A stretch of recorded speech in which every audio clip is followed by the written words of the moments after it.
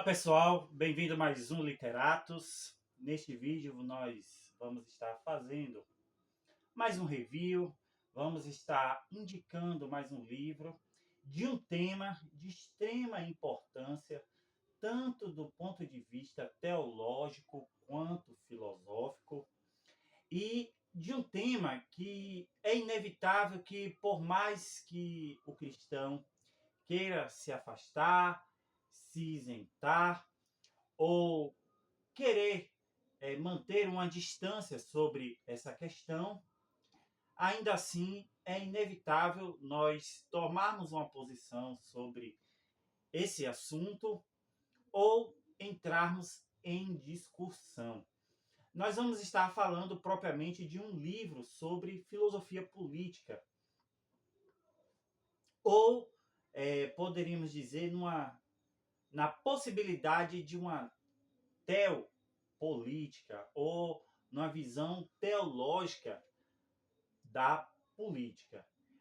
Infelizmente, ao meu ver, a maior parte das discussões que nós vemos na internet, e principalmente neste momento que nós temos vivido, que agora é de eleições municipais, ainda trabalhamos com argumentos ruins, para não dizer péssimos, com paradigmas ultrapassados e sem colocar, ao meu ver, os problemas reais da sociedade, os problemas que angustiam as pessoas, de maneira que nós empacamos no avanço não só de uma discussão da política, mas também na efetivação da solução desses problemas que nós enfrentamos. Mas, sem mais delongas, vou estar mostrando para vocês aqui um livro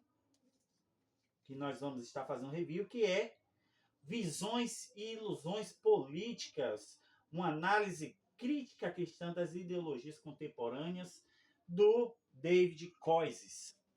Então, este livro não é novo no sentido de ser 1 ou 2 anos atrás. É um livro editado pela Vida Nova, um livro que recebeu prêmios nos Estados Unidos. É um livro que apresenta uma discussão, ao meu ver, mais contemporânea possível sobre o tema de política, como eu já disse, deixando de lado todo esse tipo de discussão chata que nós vemos nas redes sociais, na internet, no YouTube, e até mesmo entre os intelectuais. Então, uma discussão atualizada, uma discussão que, ao meu ver, na medida do possível, procura uma grande imparcialidade na discussão sobre as diversas ideologias políticas. Uma coisa interessante desse livro é que o autor, sempre quando vai discutir essas ideologias, ele vai procurar exemplificar através da questão histórica, de fatos históricos, como aquela ideologia se provou certa ou errada. E, como já disse, contextualizando não só na questão histórica, mas usando os diversos países que adotaram uma determinada ideologia ou que foram influenciadas por essas ideologias e em que elas falharam ou que acertaram. Então, no primeiro momento, ele vai falar sobre a questão da ilusão e da visão, e que muitas vezes nós temos uma visão iludida, uma visão que parece que é correta, mas não é. E no decorrer do livro ele vai discutir as principais ideologias com grande embasamento, fundamento de discussão histórica. Ele vai citar os diversos autores que desenvolveram aquele tipo de ideologia ou pensamento. Vamos citar aqui Locke, por exemplo, que desenvolveu o liberalismo, Edmund Burke, que desenvolveu o conservadorismo. e sempre citando uma bibliografia, e muitas dessas bibliografias citadas estão em português.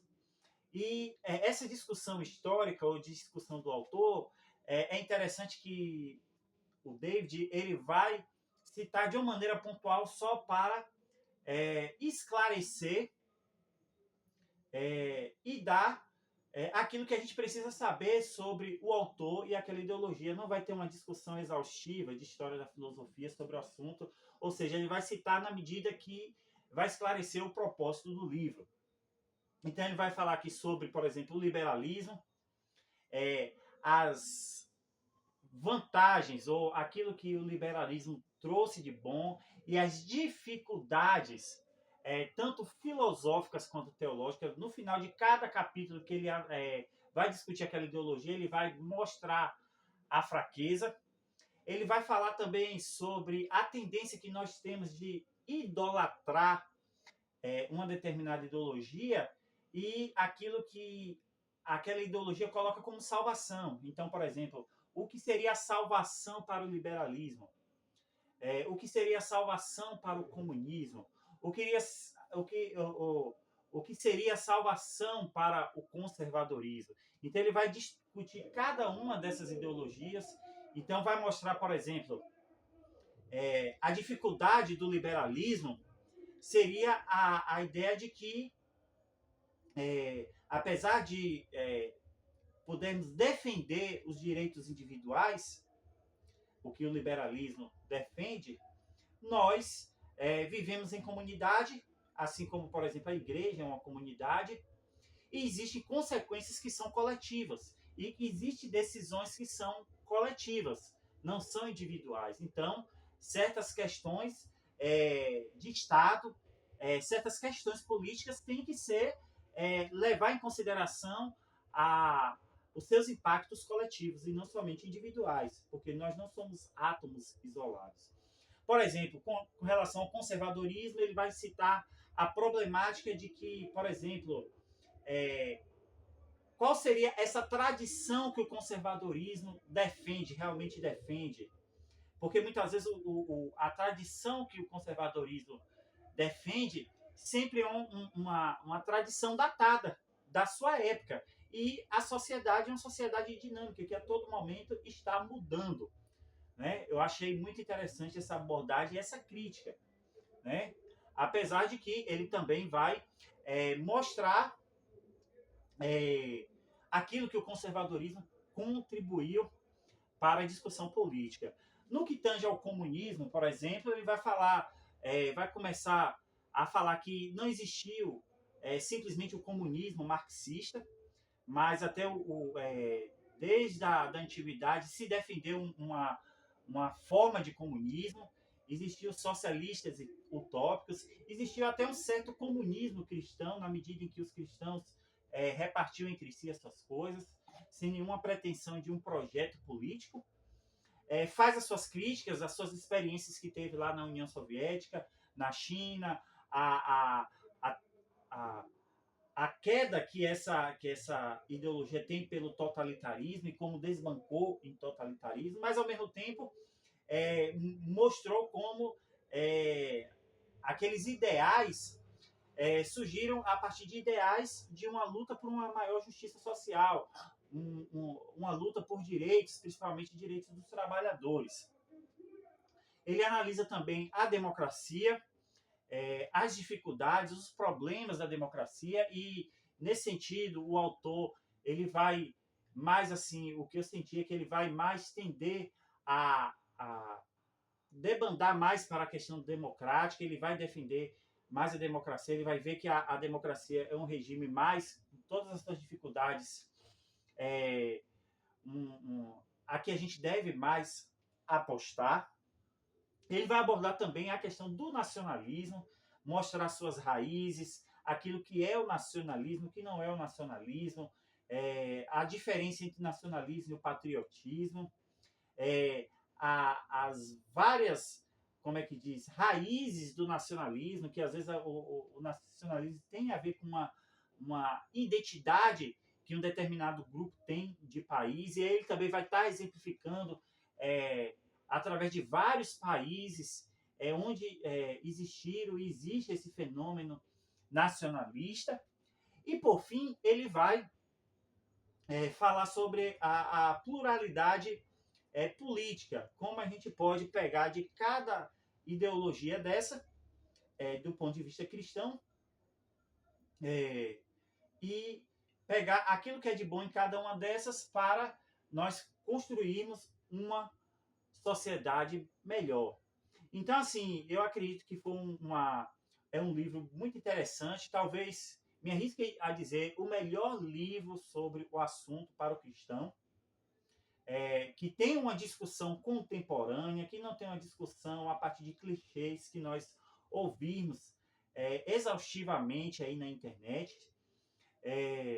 E talvez a grande dificuldade do autor foi encontrar uma solução cristã para a questão política, né? Apesar dele falar da solução no sentido de pegar cada um de aquilo que é de bom de cada uma ideologia, ainda assim eu acredito que existe uma dificuldade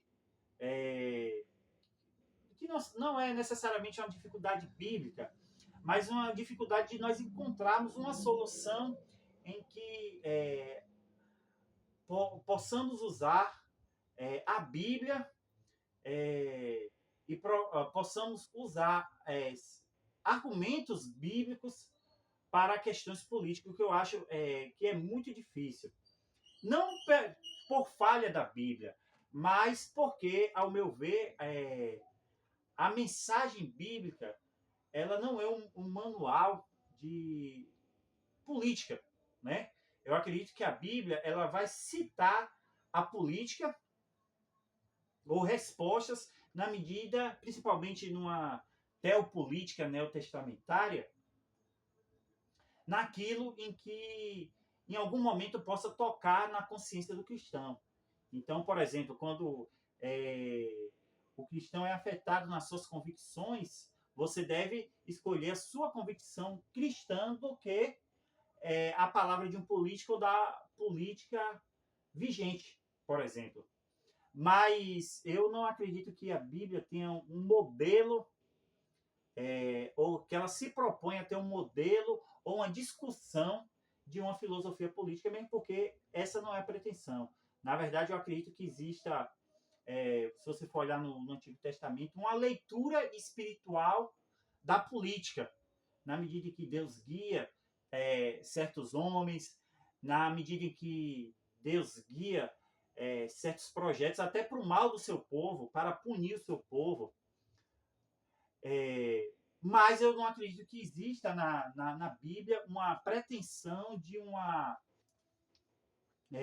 sistematização bíblica da política, mas sim de respostas pontuais para certas situações em que o cristão pode enfrentar. Então, pessoal, eu acredito que este seja o melhor livro para que você possa entender e começar a navegar nas discussões da política, mesmo porque no final ele vai ter uma vasta bibliografia selecionada, inclusive parte dessa bibliografia disponível em português, para que você possa se aprofundar mais e mais. E vou dizer, e vou além, até para um estudante de filosofia, e até mesmo para alguém que está cursando filosofia